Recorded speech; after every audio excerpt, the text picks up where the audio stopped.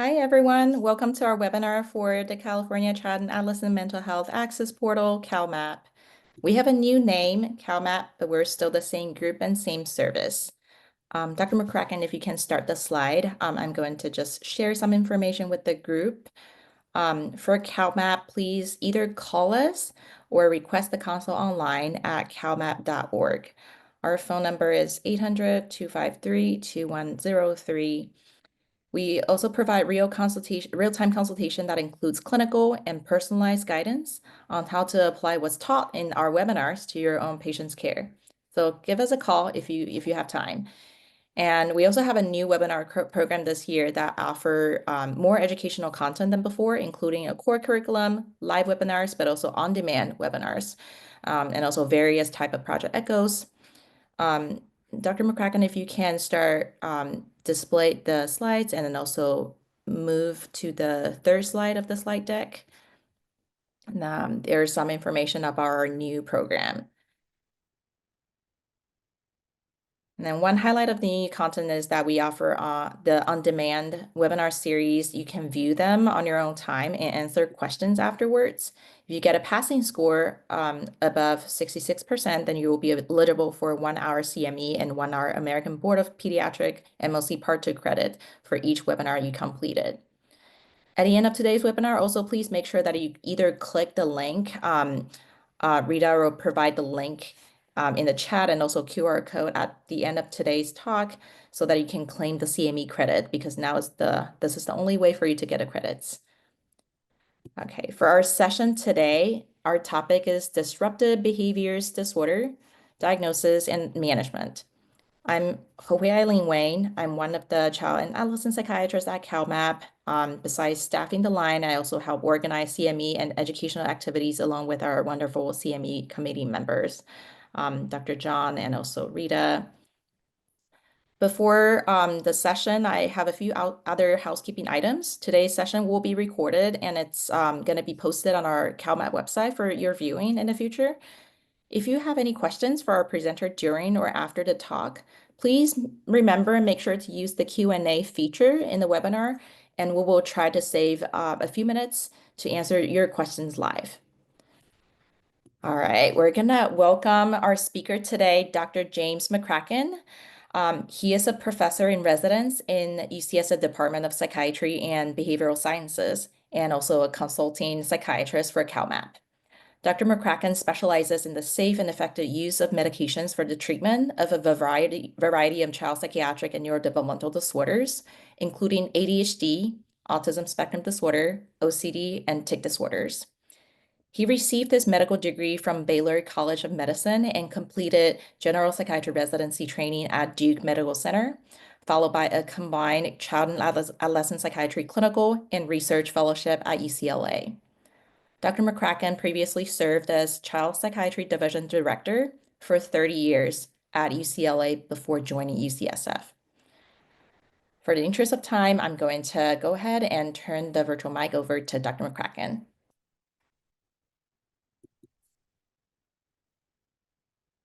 Thank you very much, Eileen, and welcome everybody. Thanks for taking time out of your busy days and tried to make this as pithy as possible, and including a number of things that I think would be considered advanced learning with respect to disruptive behavior disorders, with the focus on medication management and its role in the comprehensive treatment. First, though, a note about my disclosures. I have received research clinical trial support from Jazz Pharmaceuticals and have an equity interest in Vertex Pharmaceuticals. These interests have been mitigated and don't relate to the topic today. CalMAP is supported by a combination of federal and state grant funding, as you can see here. So let's jump into the nitty-gritty. The objectives today are first to give you a few points about the differential diagnosis of disruptive behavior disorders in youth, key, of course, to optimal outcomes. Then to move to a brief discussion of the role of uh, behavioral treatment, psychosocial interventions, which we all know are key as a part of the a comprehensive treatment approach for these conditions. And I'll really focus here. Mccracken, would you Yes. please demonstrate or display your slide in the display mode? It seems like it is still showing the entire slide deck. It's Oh, in the sorry right lower, about that. yeah, presenter mode. Okay. You can, Is that better? oh, sorry. Would you maybe try play from start? And also there is on the right lower bottom, there is a like a slide icon that you can click so that it can start display individual slides.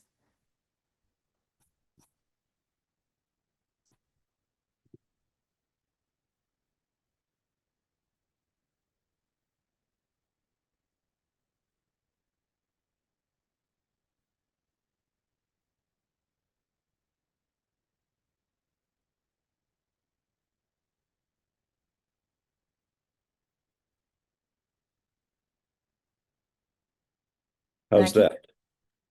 not seeing it currently, but if you don't mind, I can advance it for you too. Sure, if you don't mind. Sorry about that. No, not at all.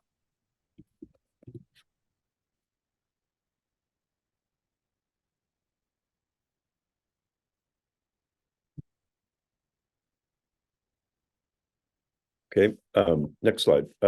We'll be talking about medications, as I mentioned. So what are we referring to by this umbrella term, disruptive behavior?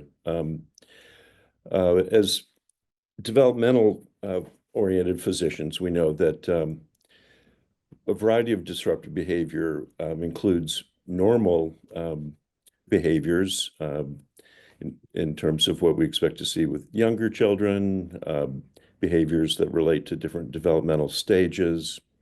Um, and it exists, of course, on a continuum. So there are a number of questions that we need to grapple with diagnostically initially in terms of how to address and whether or not to identify it as more than a normal behavior. Is it developmentally appropriate for the patient's age? What's the frequency of the behavior and its severity? Is there a clear indication that this is impairing to the child's functioning in any setting? And how pervasive is it across various settings? And here I would strongly encourage the use of parent-completed behavior report scales. These are normed against thousands of children. And so you immediately have essentially the equivalent of a laboratory normal range to compare your patient's behavior against. And that's an excellent guide for determining whether this is something to genuinely be quite concerned about. Next slide, please. When we do refer to disruptive behavior disorders per se, we're talking about, besides ADHD, of course, oppositional defiant disorder, conduct disorder, intermittent explosive disorder, then a not unspecified category, as well as DMDD. I wanted to focus just for a moment on a key point that relates to oppositional defiant disorder.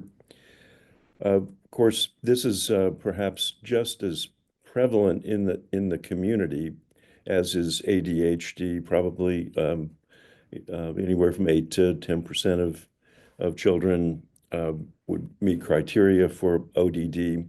But within ODD, there's a special subtype that we believe is increasingly important to recognize, and that is defined as the irritable subtype of ODD.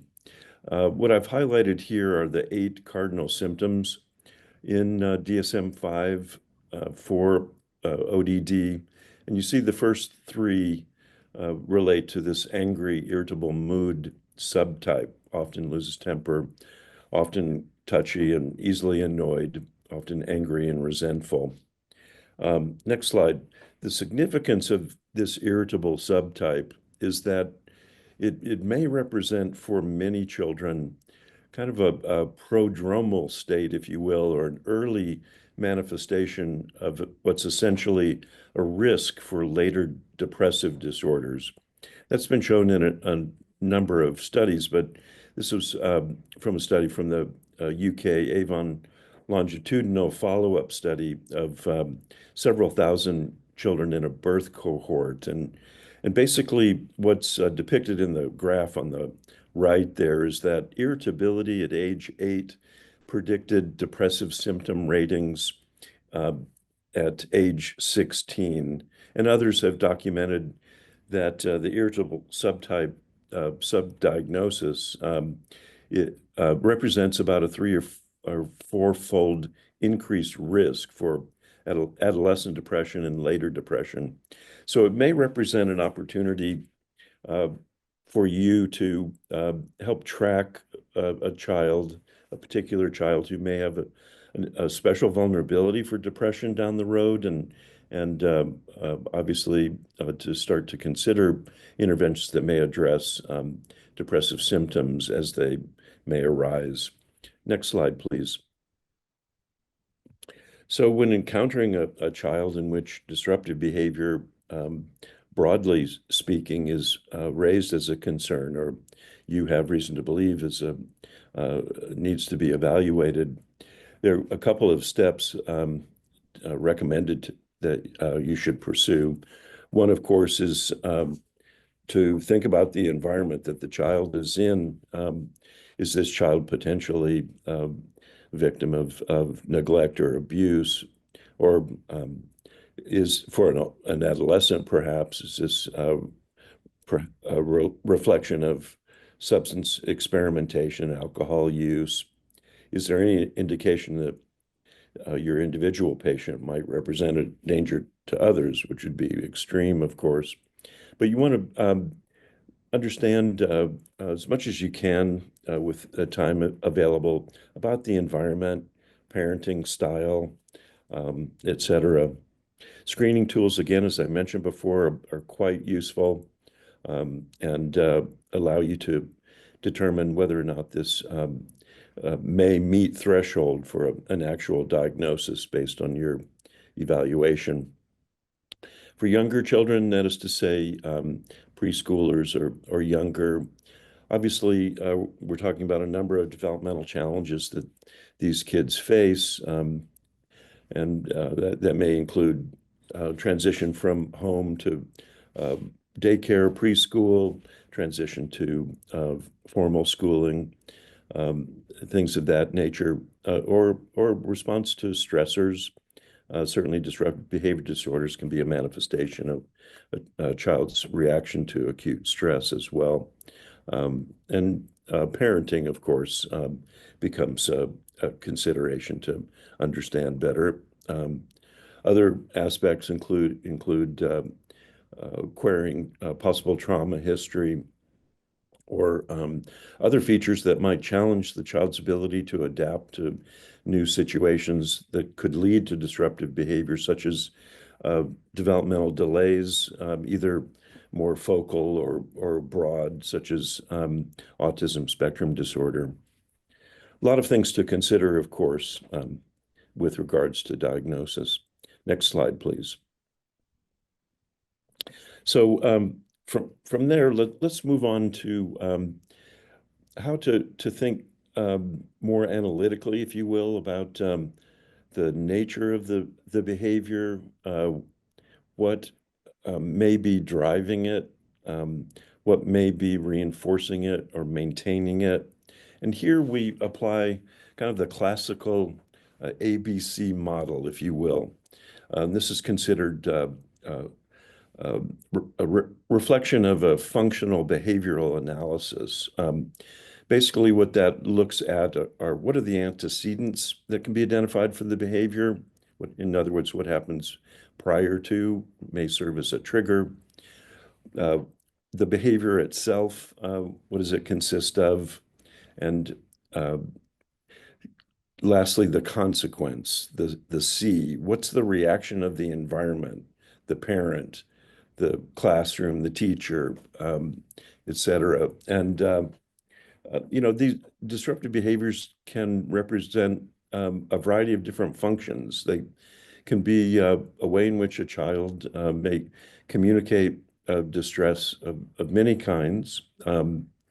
It can have a number of identifiable goals, including avoiding something that the child really wants to resist. And then the response of the environment can inadvertently, usually, end up reinforcing or supporting the behavior. So, taking the little one to Target, mom tries to prepare the child, saying, "No toy today, dear." But you get in the store and the the roof blows off, the child screams and tantrums, and mom, in a pinch, decides her only method of response is to acquiesce and buy the damn toy. Well, obviously, guess what? That's going to support the behavior occurring again and again and again until the cycle is broken or modified.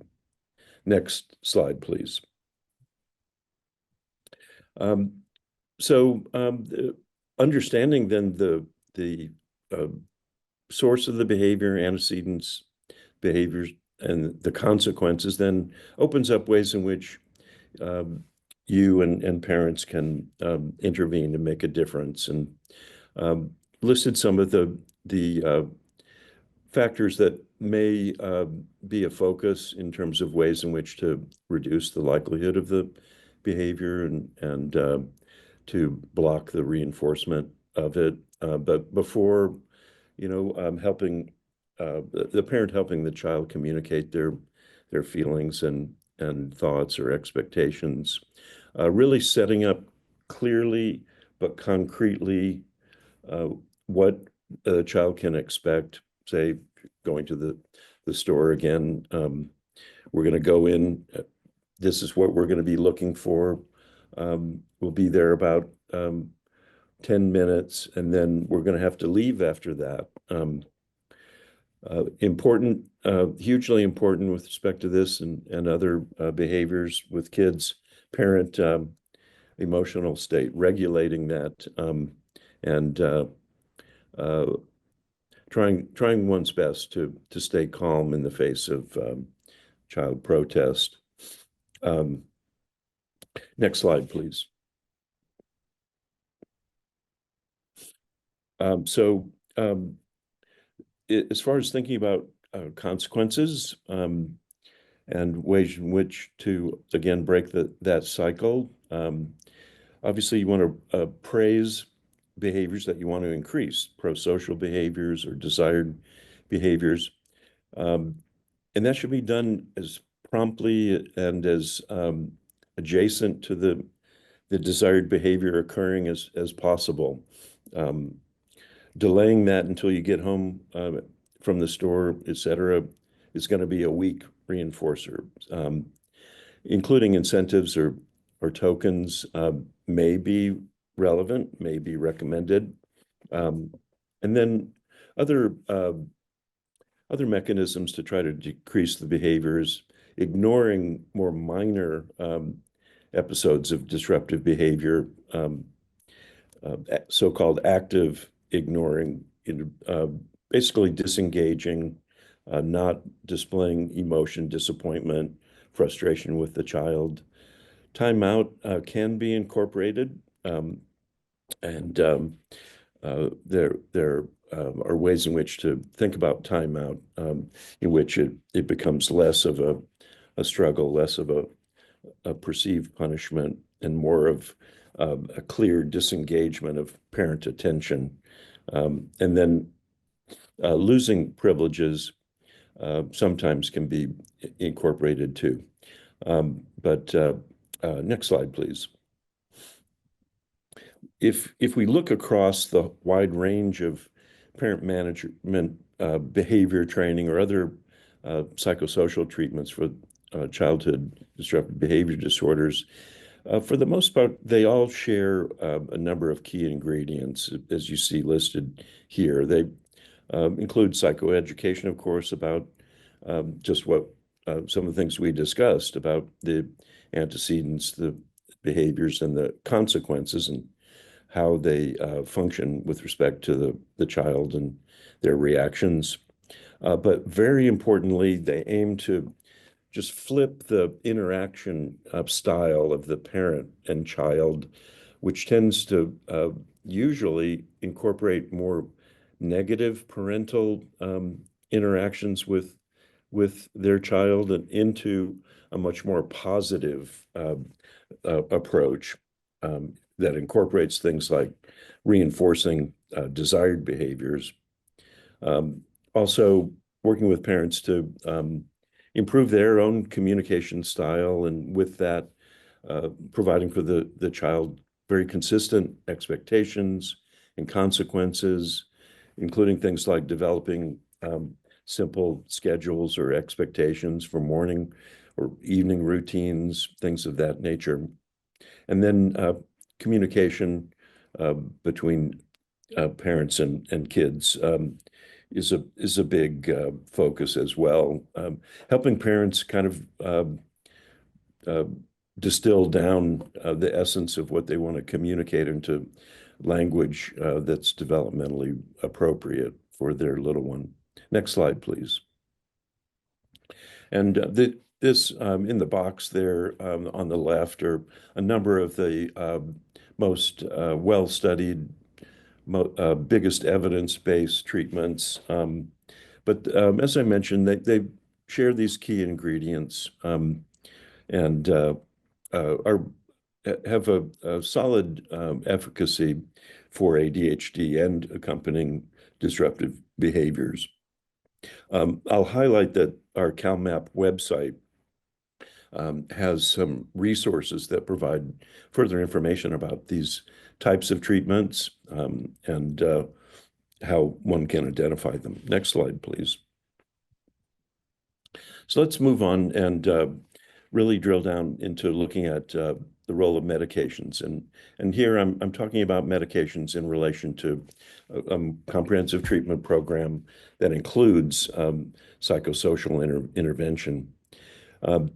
Now, with respect to non-ADHD disruptive behavior disorders, it's important to point out from the outset that all of these medications are considered off-label.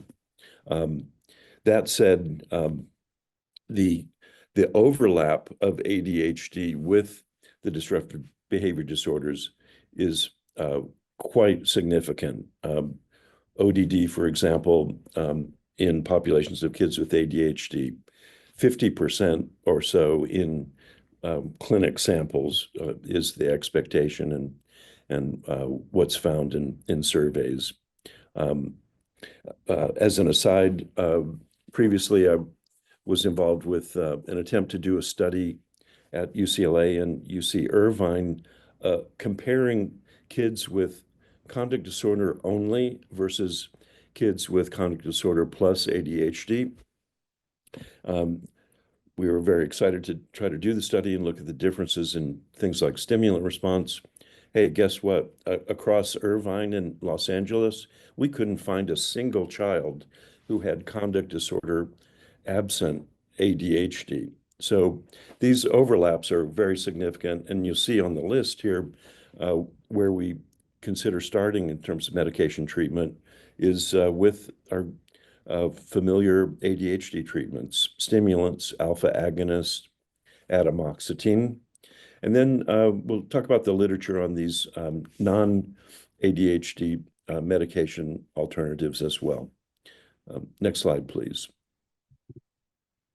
So let's talk first about stimulants. And I think the key point here is to emphasize stimulants at optimal doses have such broad beneficial effects that it includes quite significant benefit for disruptive behaviors outside of ADHD.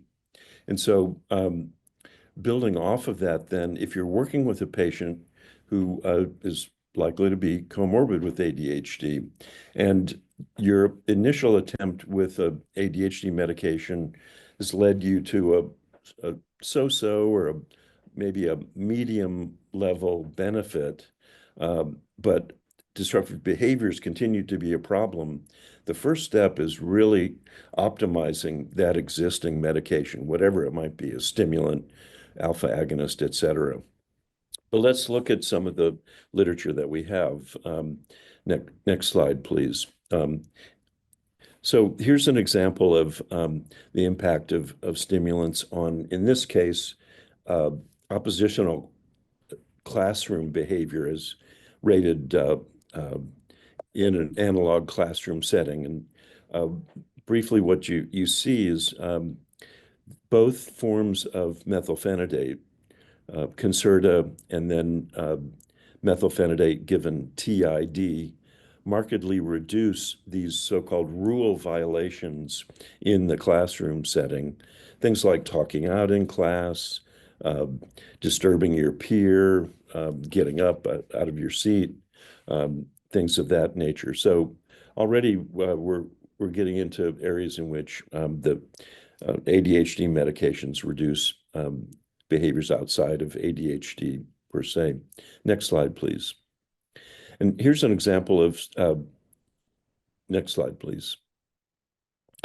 Here's an example of the beneficial effect of stimulants on aggression.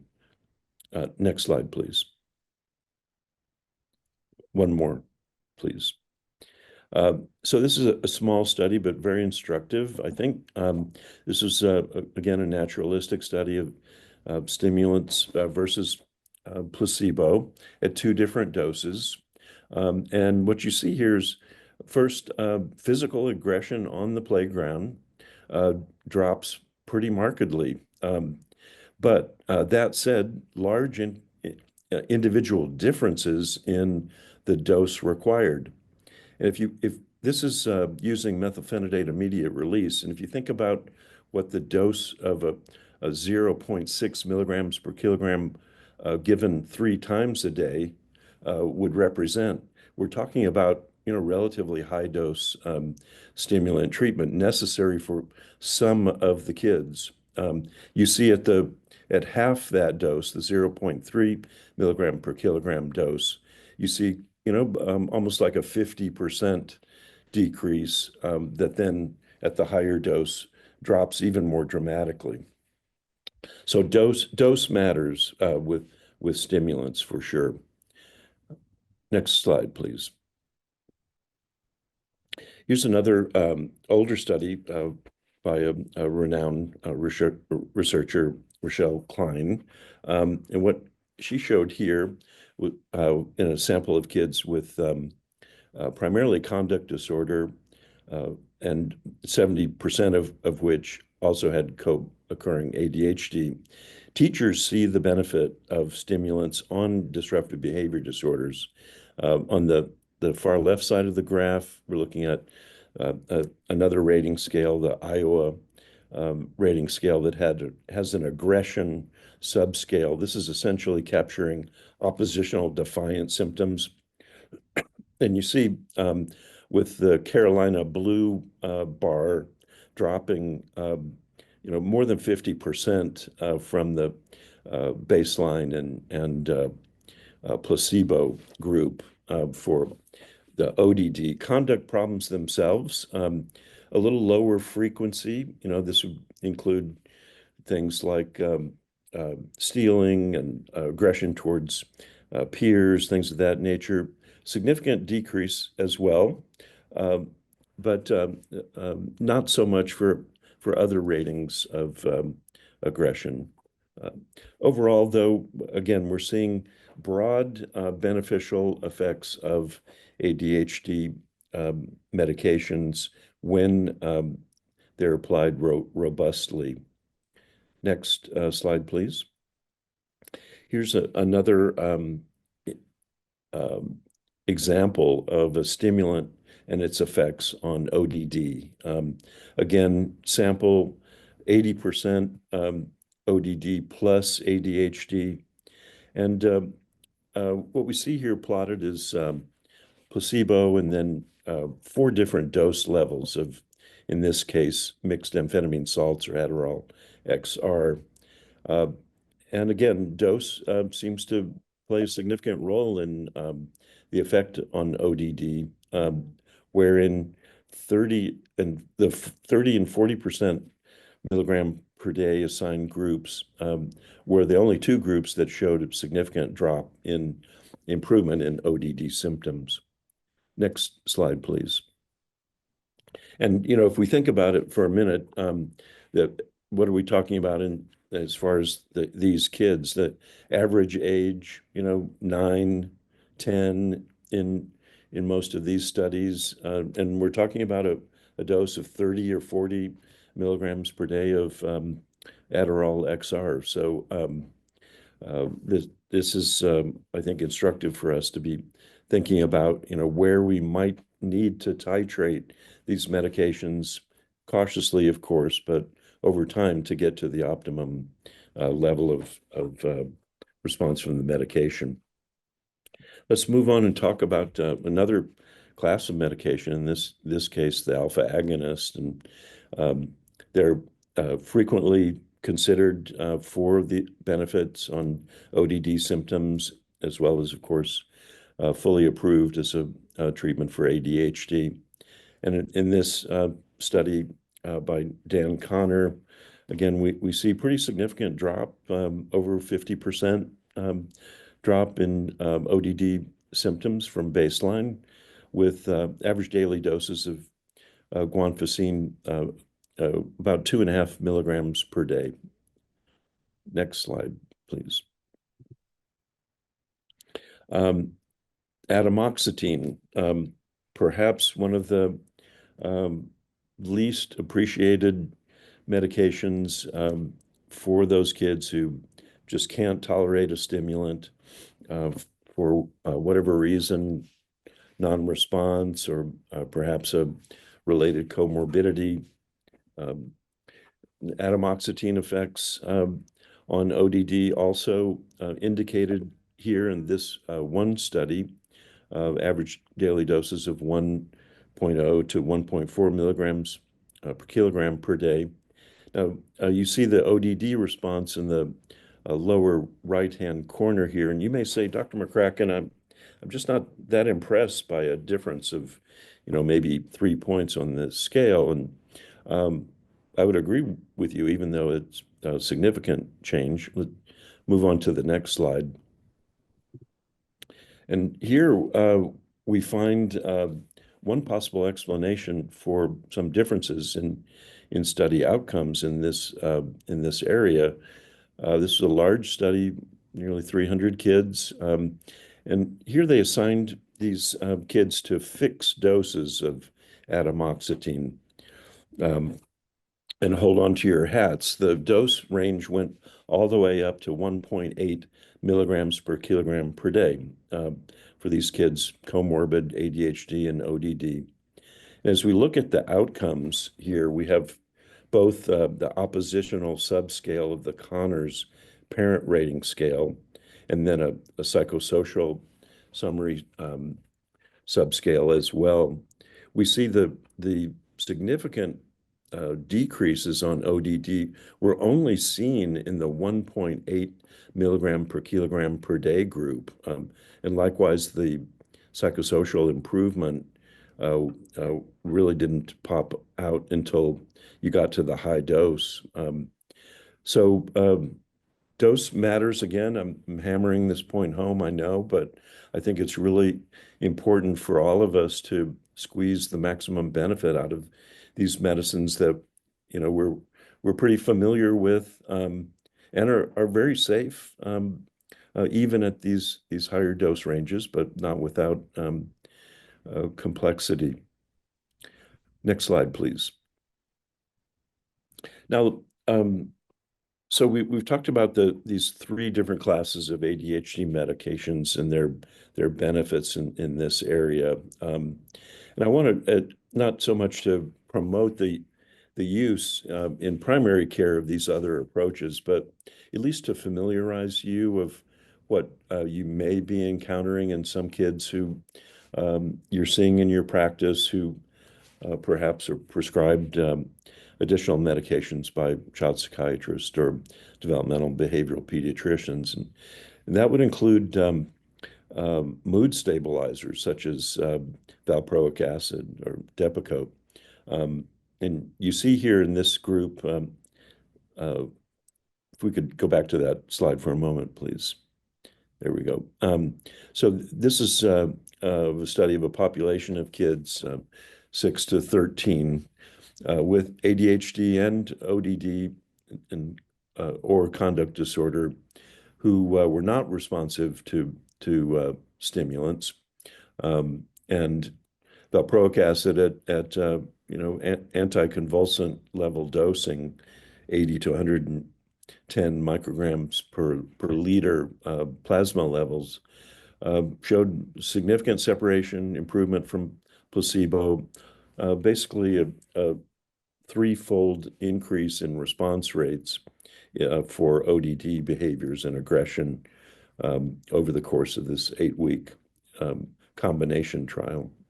Next slide, please. Other studies have reported similar benefits, although not with such rigorous designs. But dear Hans Steiner, who was a child psychiatrist at Stanford for many years and worked in juvenile justice setting, had reported on a study that he did that compared high versus low dose valproic acid, 500 to 1500 milligrams per day versus the low dose 250 milligrams per day, and the conduct disorder behaviors were significantly reduced with the high dose. And other smaller studies with placebo control showed severe temper outbursts in teens to improve quite significantly. Next slide, please. Now, atypical antipsychotics are often considered, and let's face it, they're very powerful medications. They do work well to reduce a broad range of these disruptive, aggressive behaviors. And Cochrane Review now, many years ago, found strong support for their benefits for conduct symptoms and probably for aggression symptoms.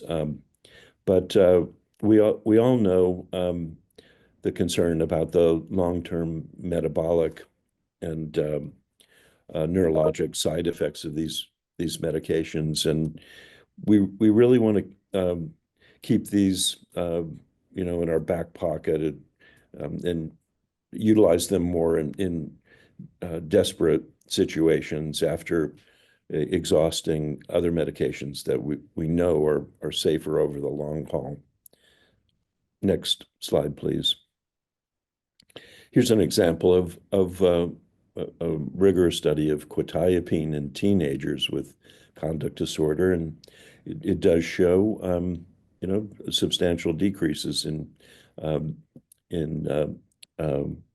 conduct disorder symptoms and mean global impression severity improvements after a trial of even just 5 weeks, with doses that are substantial, 300 milligrams per day on average.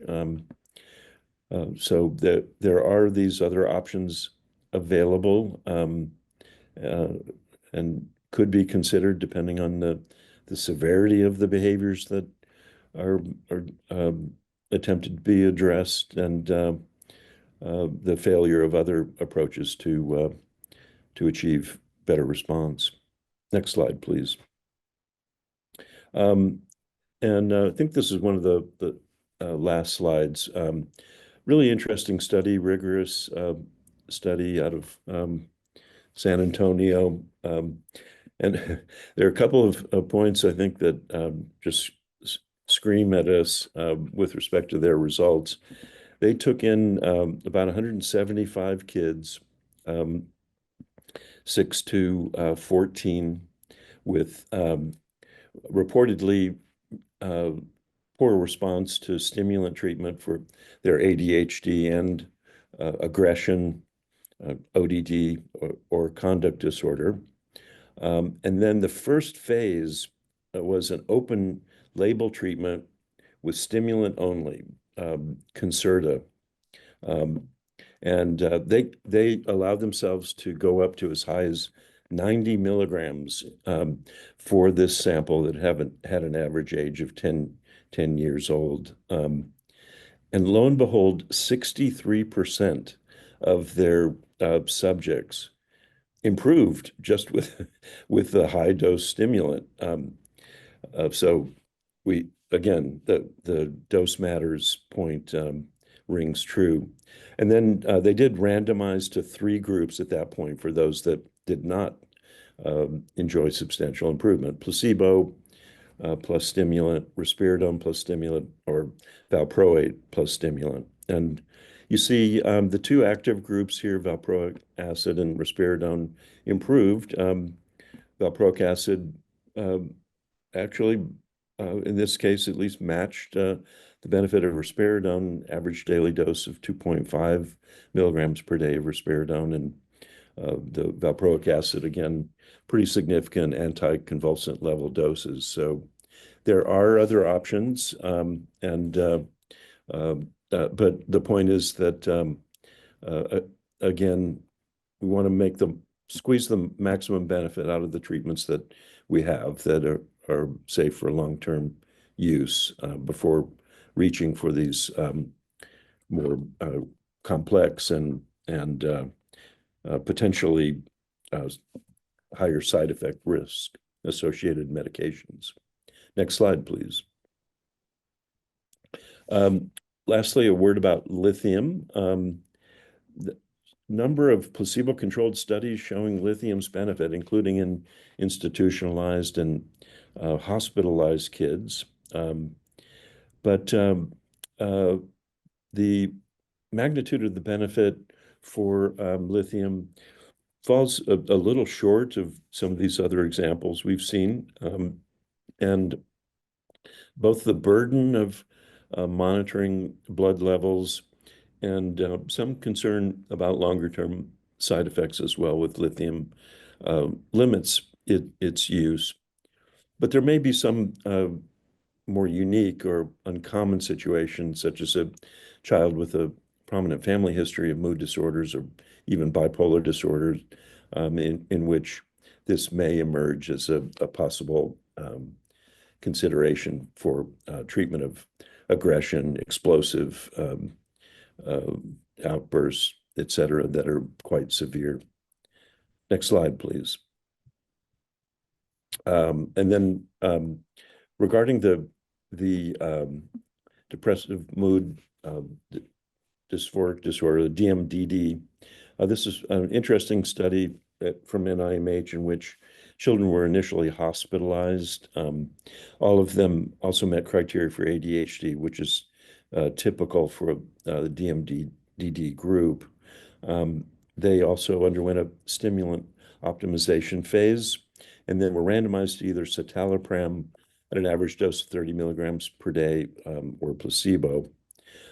This did show reasonable response in overall measures of severity, although not exactly to the extent that we would brag about it in a cocktail party or what have you. 35% positive responders in the citalopram plus stimulant group versus just 6% stimulant placebo. So suffice to say, in kids who present with prominent depressive features, mood, emotion dysregulation, and ADHD, this combination approach may gain significant traction. Next slide, please.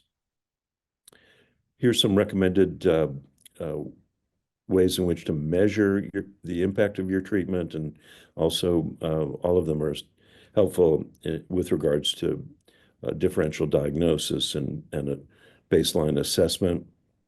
Strongly recommend that you utilize them as a means to really understand the impact of the treatments that you're employing, and especially when you're starting getting into the complexities of possible combined medication treatment, having this measurement-based approach to track over time can be quite informative. Next slide, please. So to summarize, these disruptive behavior disorders, as you all know all too well, very, very common impairing conditions in youth.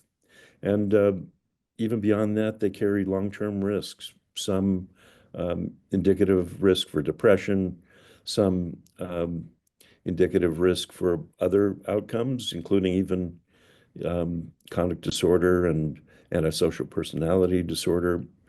So their identification and successful treatment early in life may have huge longer-term benefits. We appreciate that the comorbidity and overlap with ADHD is huge, but these disorders themselves represent important treatment targets.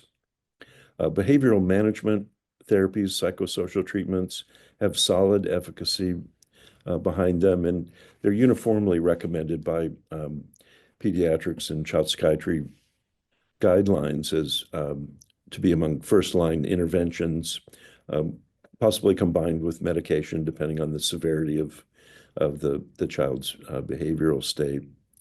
Multiple medications can be considered, and we have evidence supporting many of them, but could be better studied for sure. And going beyond the standard ADHD approved treatments is getting into softer evidence and more side effects. Strong recommendation for using measurement tools, structured assessment tools.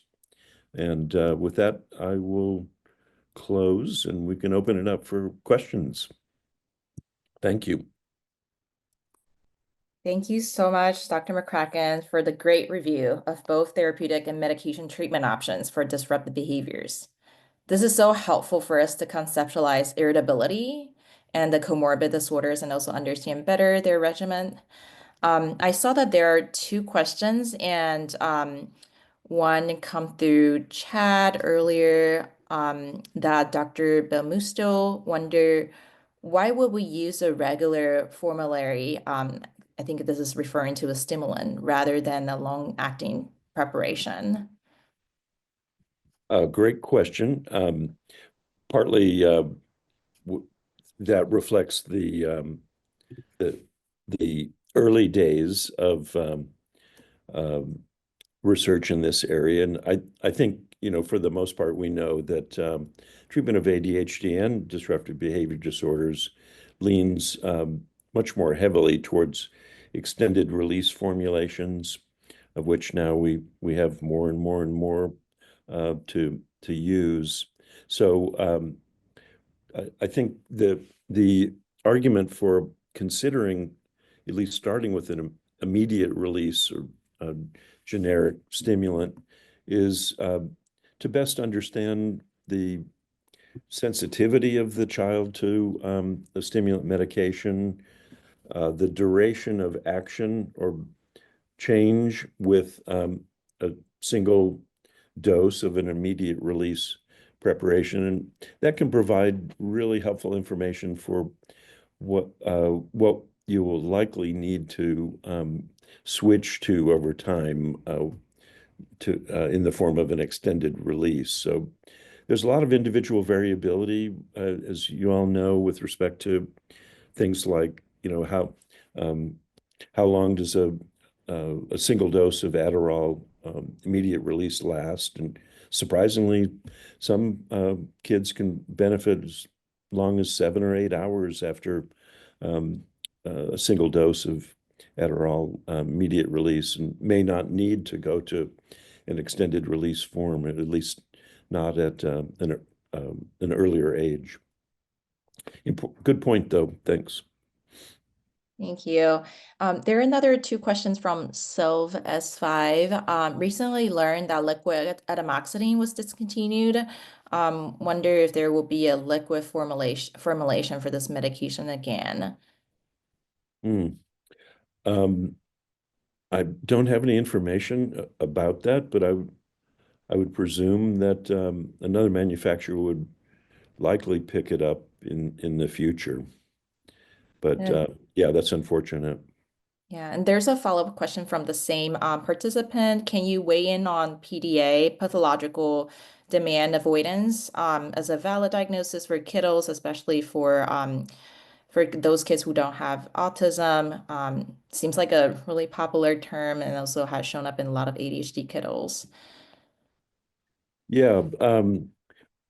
Well, I'm happy to weigh into a controversy. A lot of folks criticize this conceptualization as a separate condition or diagnosis because it's not clear that it's capturing something that's unique or different from oppositional defiant disorder or potentially another underlying condition, whether it's autism or ADHD.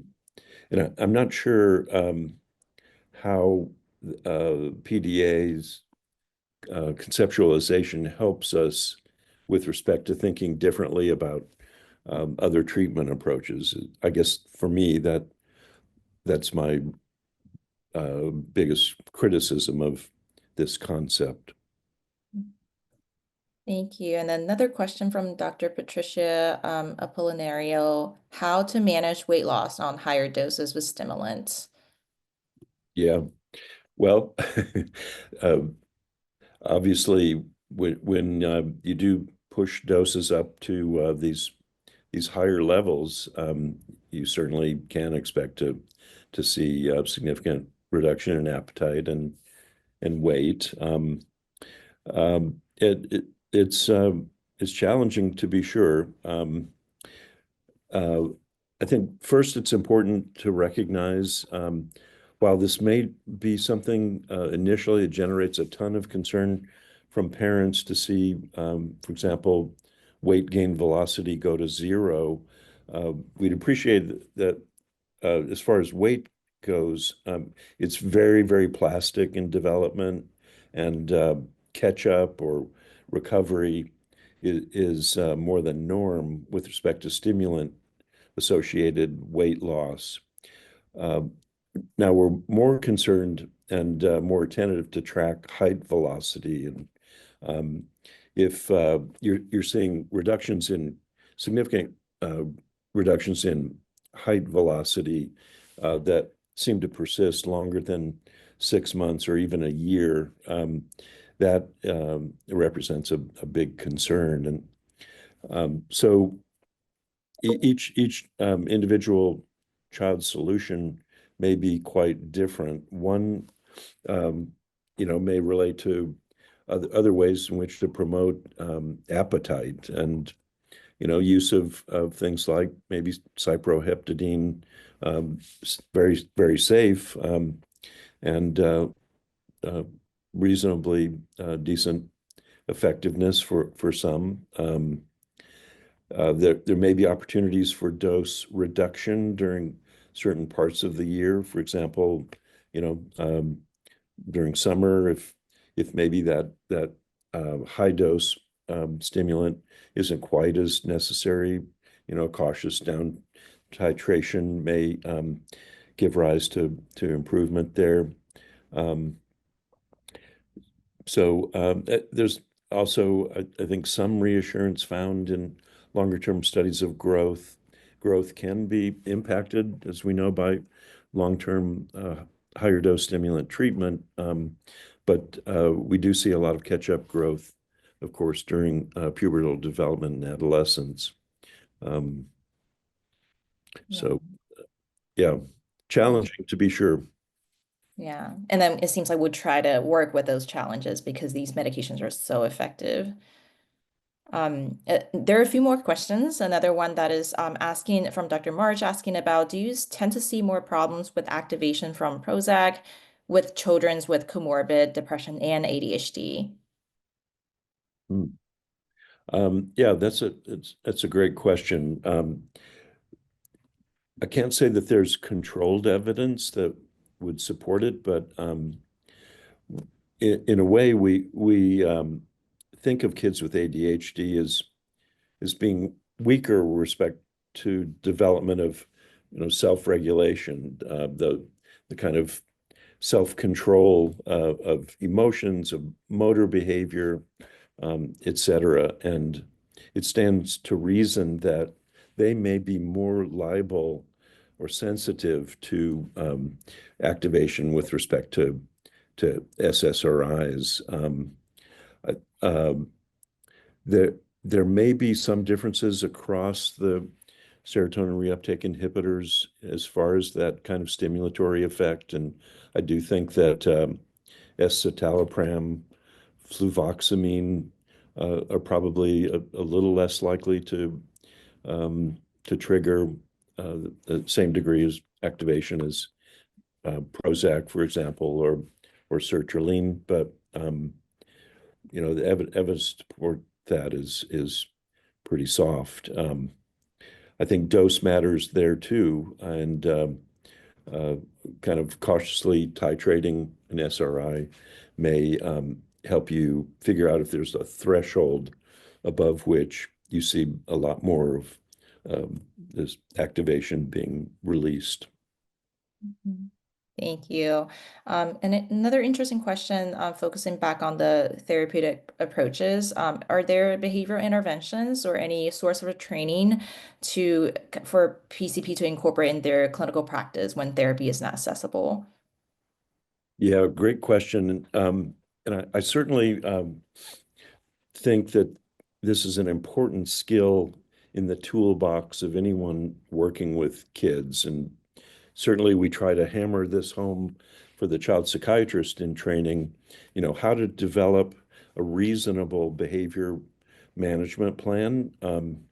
And I do think it's something that it is reasonable to attempt in kind of standard practice, and with some provisos.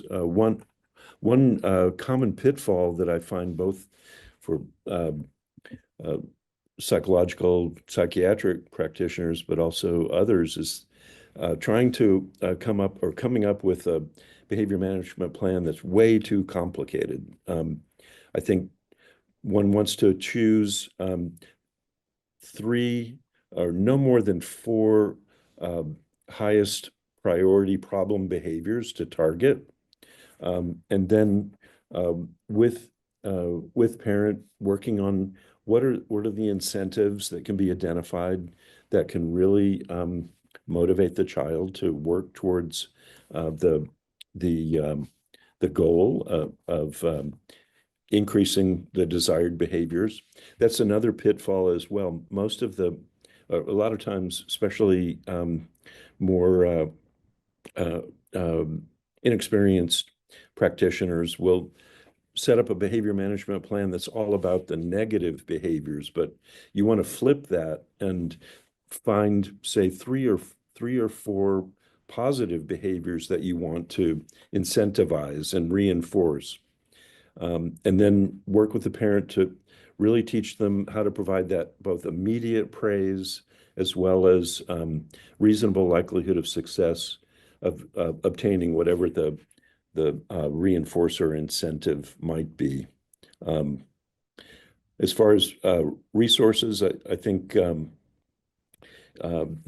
are some manuals available. And of course, the Russell Barkley ADHD books have extensive coverage of behavior management that I think is accessible by most of us coming from our various training approaches. Thank you, Jim. And also, Dr. John also provided, we had a previous webinar recording on parent management training. So there will be a deeper dive in ABCs. And Dr. McCracken's talk today also introduced ABC. So if you're interested, you can click on the link in chat to take a deeper dive on it. We are at time. We just have one last question. Dr. McCracken, would you be able to answer that?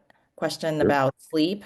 It seems like longer acting ADHD medication may help kids be able to get to sleep, but also Dr. Belmusto's question is what are the impact on sleep with these stimulant medications?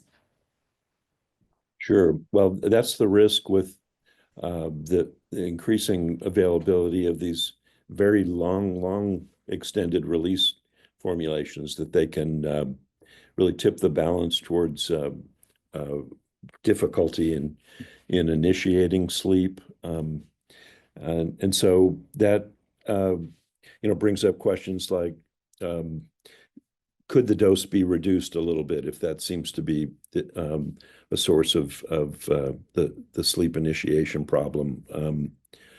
Um, I I use recommend melatonin pretty often and aggressively. I think the safety data that we continue to acquire is very reassuring, and I think melatonin often is a great fit for that solution. Others rely on single doses, say, of alpha agonists like clonidine, and that works well too. Uh, but my preference would be trying melatonin first if there's no way around the high dose that tends to perturb falling asleep. Yeah, and I think the person had a question about sometimes the long acting seem to help the kid to fall asleep, and then when the medication wears off, kids are often too wired to being impacted by the ADHD symptoms to be able to fall asleep. Yeah, certainly with the wear off phenomenon later in the day, you can you can get that surge of hyperactivity and excited behavior right at the wrong time, right right before um, bedtime or in the evening. Um, and some people actually take the opposite approach, which would be thinking about extending the benefit of the stimulant that much longer. In my experience, that doesn't often work out as well as one would hope. There's also this new formulation, Journey, which is taken at bedtime and then is intended to be a once a day treatment. Uh,